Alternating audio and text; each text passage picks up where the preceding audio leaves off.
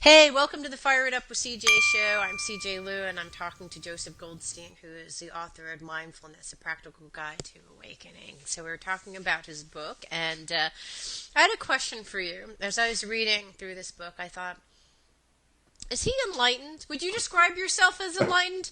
Because are you enlightened? Would you describe yourself that way?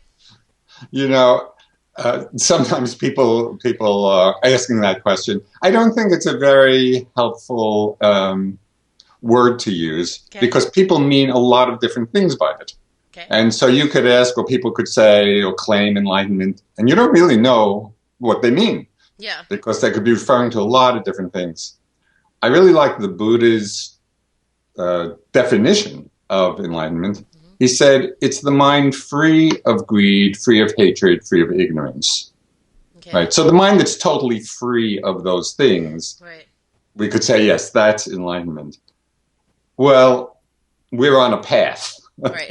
Yeah. And so one might say, more enlightened than I was, but Right.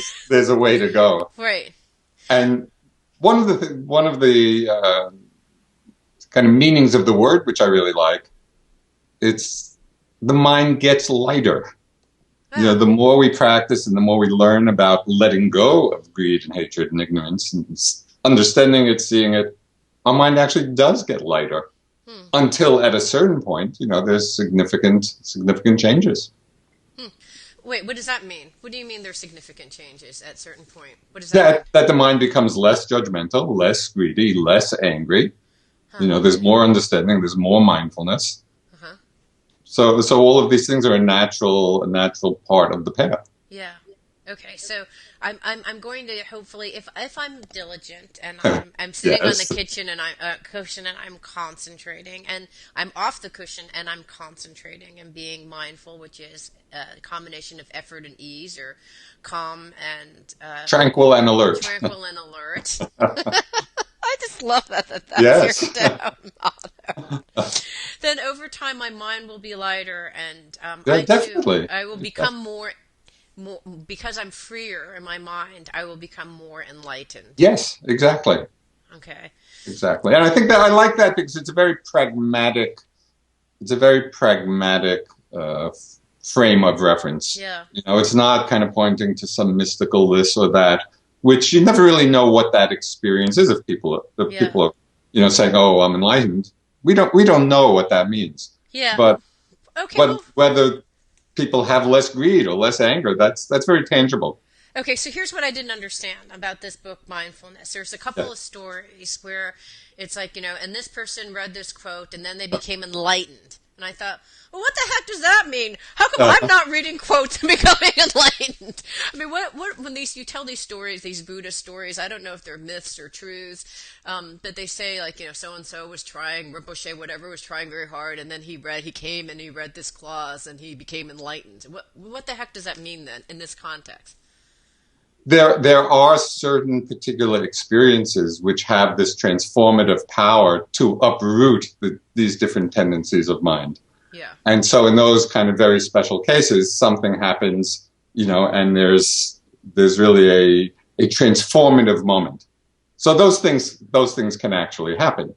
But it's generally a process.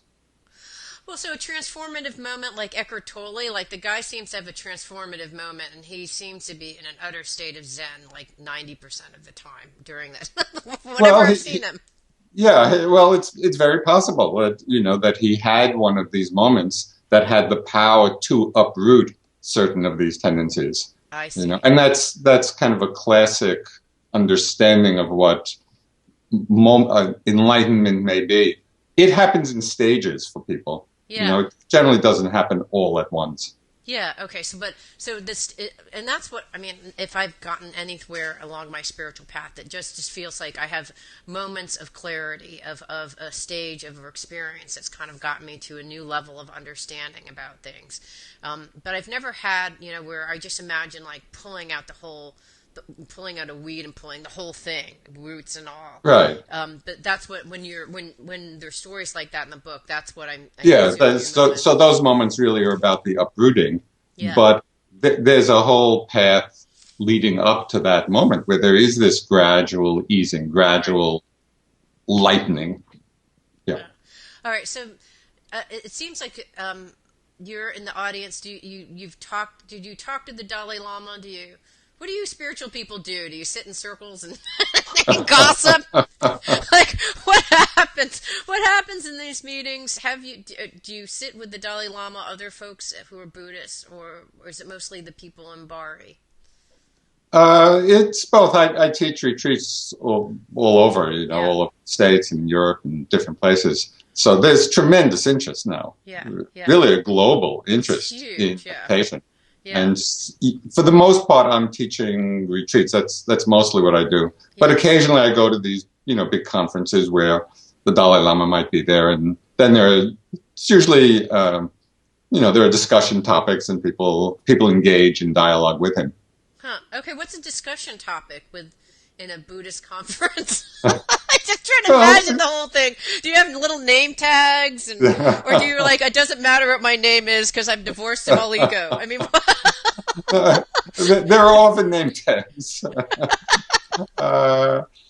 Usually, it's about the same things that concern everybody. It's like how the mind creates suffering in different ways and how we can be free. And, there are a lot of methods and there are a lot of traditions, each with their own particular slant or methodology. Right. And so it becomes an interesting discussion about investigating the mind. Okay. So how do we do it? So you hear different perspectives of I never thought about that.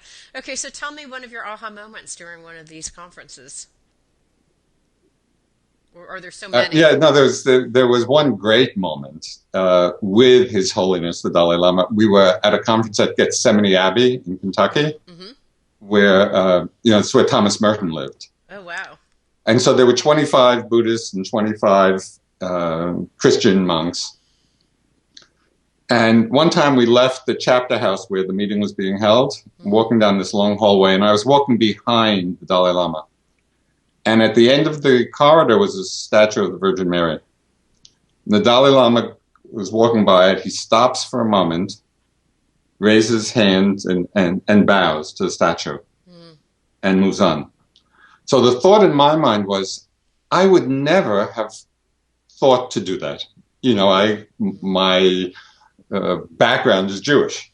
And so I have no real relationship to the Virgin Mary, from my background. But still, she's representative of some very great spiritual values.